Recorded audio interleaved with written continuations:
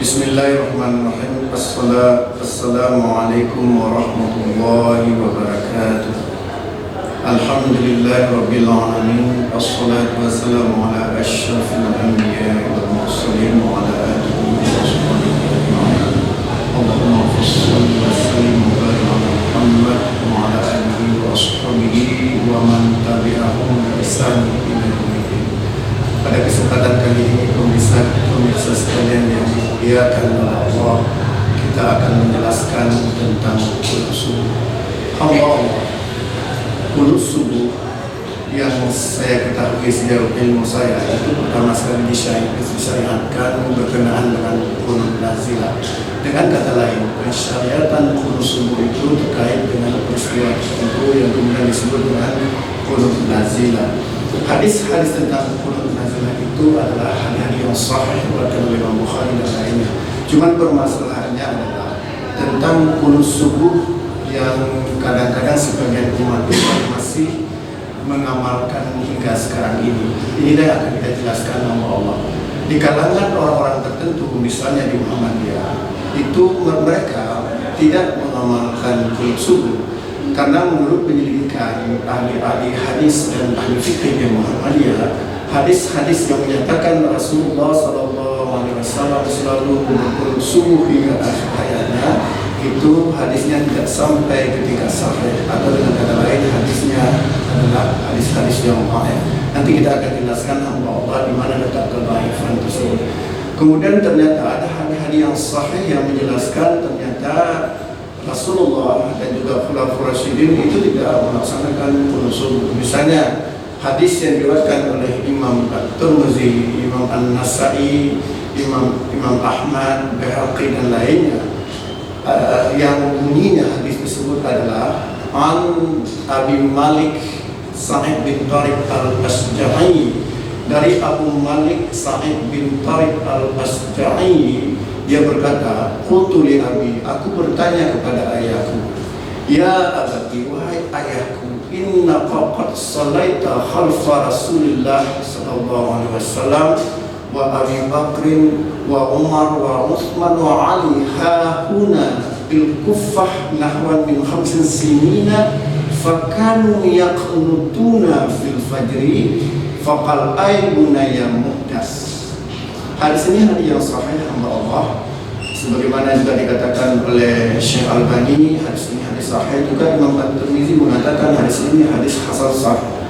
Arti hadis ini hamba Allah, dari Abi Malik, dia berkata, ya, aku bertanya kepada ayahku, wahai ayahku, engkau pernah salat di belakang Rasulullah, juga di belakang Abu Bakar, juga di belakang Umar bin Khattab, juga di belakang Utsman dan Ali, di sini di Kufah selama kira-kira 5 tahun. Apakah mereka semuanya berqunut? Kemudian ayahku menjawab, wahai anakku, qunut subuh itu adalah perkara yang diada-adakan. Dengan kata lain pernah dilakukan oleh Rasulullah dan khulafaur rasyidin, hamba Allah. Kemudian juga ada hadis lain dari Abu Mijlas. Hadis ini hadis yang diriwayatkan oleh Imam Baihaqi dengan sanad yang hasan, di mana Abu Mijlas mengatakan, sallaitu ma'a Abdullah bin Umar. Aku sallaitu ma'a Ibnu Umar. Aku salat di belakang Ibnu Umar. Salat as-subhi, pada salat subuh. Lam yaqnut. Ibnu Umar tidak berqunut subuh. Faqultu lahu, aku bertanya kepada Ibnu Umar, lam araka taqnutu.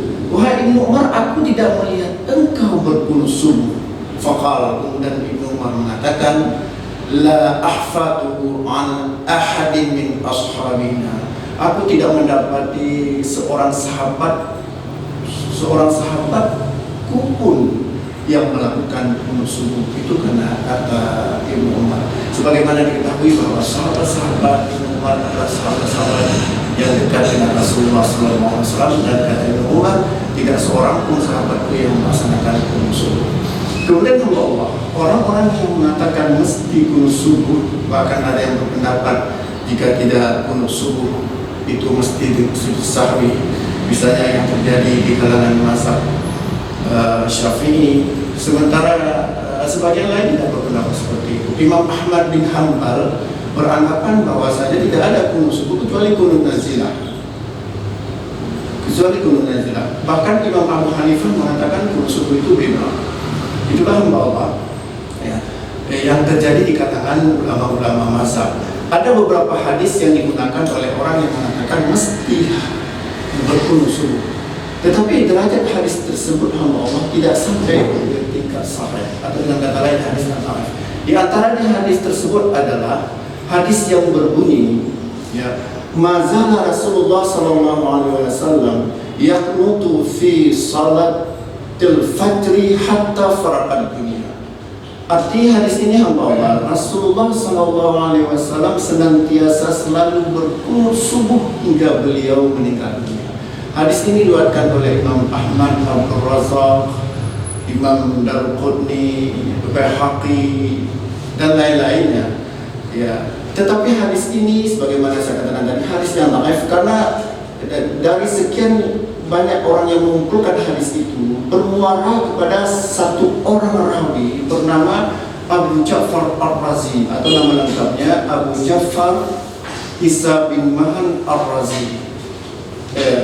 Ar-Razi ini itu dilemahkan oleh para ulama. Misalnya kalau kita buka kitab Mizanul I'tidal, para ulama telah menjelaskan tentang kelemahan Abu Ja'far Ar-Razi ini. Ya, misalnya penilaian ulama, antaranya misalnya Abu Zur'ah mengatakan Abu Ja'far Ar-Razi ini adalah yahimu kasiran, banyak salah. Sementara Imam Al-Faris mengatakan ya, Abu Ja'far Ar-Razi ini adalah ya, Sayya al-Hafal, artinya hafalannya buruk. Imam Ahmad dan Imam An-Nasai mengatakan bahwasanya laisa bil qawi ya, Abu Ja'far Ar-Razi ini tidak kuat riwayatnya ya. Dan Ibnu Hibban mengatakan ya, bahwasanya Abu Ja'far Ar-Razi ini ya, dia seorang yang yang sering meriwayatkan hadis ya dari orang-orang yang masyhur ya, meriwayatkan hadis dari an masyahir ya, sering meriwayatkan hadis ya, manakir an masyahir, sering meriwayatkan hadis mungkar dari orang-orang yang masyhur. Kesimpulannya hamba Allah, hadis dengan matan mazala Rasulullah sallallahu alaihi wasallam yaqnutu fi salatil fajri hatta faraqad dunya, ini hadis yang dhaif. Kemudian ada juga hamba Allah, hadis yang dipakai oleh orang yang mengatakan meskipun subuh, itu hadis yang berbunyi mazala Rasulullah sallallahu alaihi wasallam yaqnutu fi salatis subhi hatta mata. Hadis ini diriwayatkan oleh ya, Al-Khatib Al-Baghdadi dalam kitab beliau Al-Qunut. Tetapi hadis ini ada seorang rawi bernama Dinar bin Abdullah.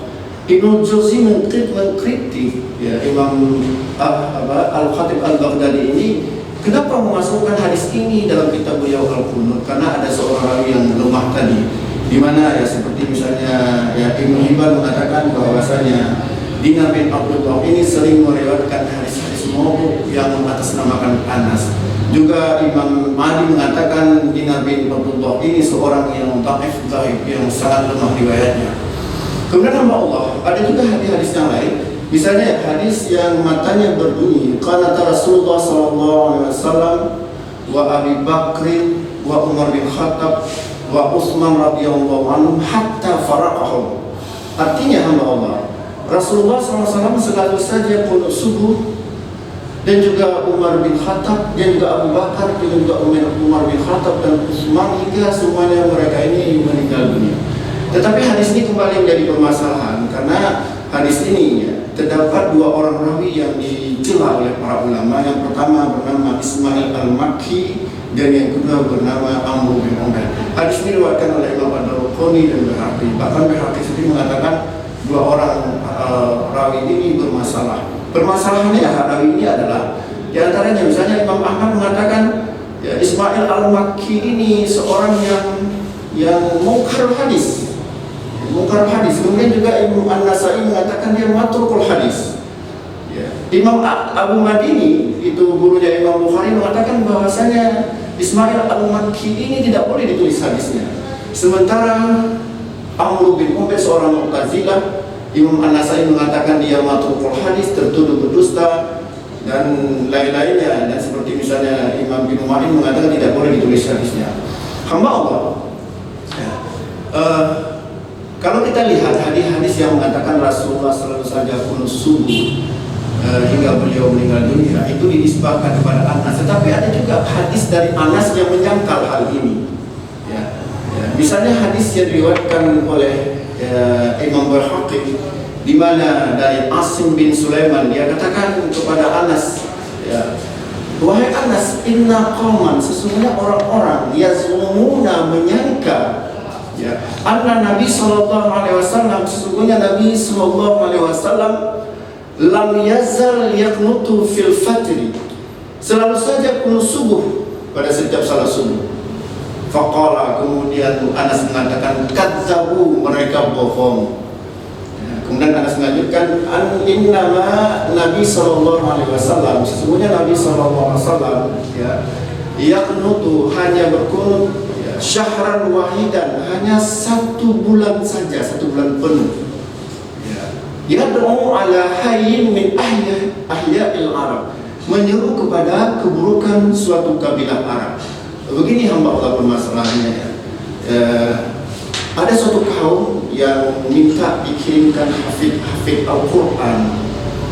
Kemudian Nabi mengutus hafid Al-Quran. Ternyata hafid Al-Quran utusan Rasulullah ini dibunuh, sehingga Rasulullah marah sekali. Rasulullah itu berbunuh sebulan pun. Ini yang dikatakan dengan kunut nazilah. Dan sepengetahuan saya, inilah awal disyariatkannya kunut nazilah. Sementara kunut subuh terus hari Jumat.